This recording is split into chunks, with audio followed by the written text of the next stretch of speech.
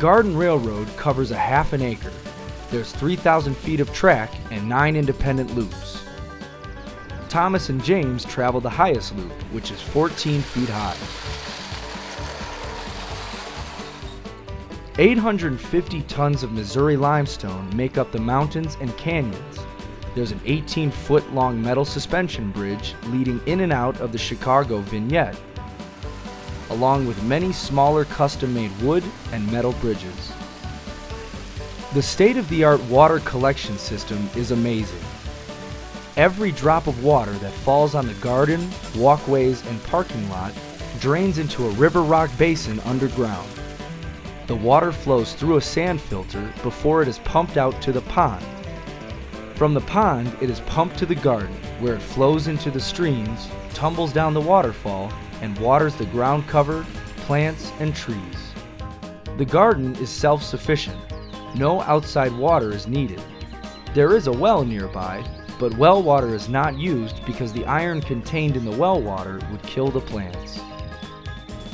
Right next to the garden is a 2,600 square foot depot building where visitors can refresh and get something to eat.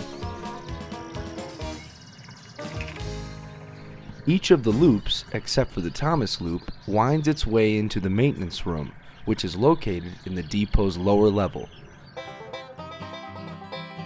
Dave Simkowski is in charge of keeping the trains and vignettes up and running. It's a constant maintenance issue. Every morning we have volunteers that come and clean the track.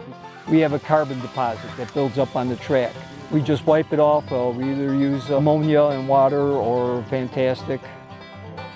Every 16 hours of usage on each locomotive, I bring it into the basement and clean it and oil it. Broken parts are fixed, repaired on as needed basis.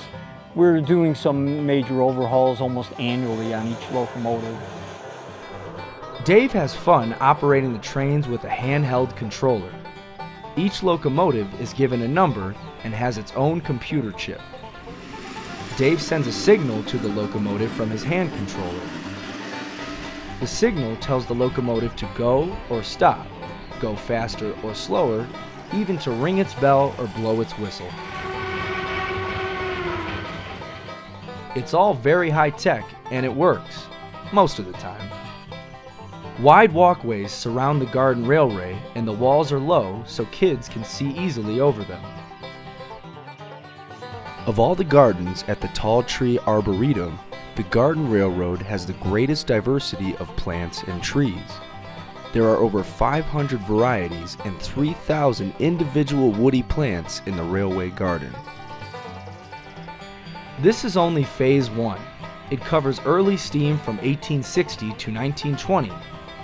Future plans include Phase 2, which will feature steam locomotives from 1920 to 1950, and Phase 3, which will cover the diesel era.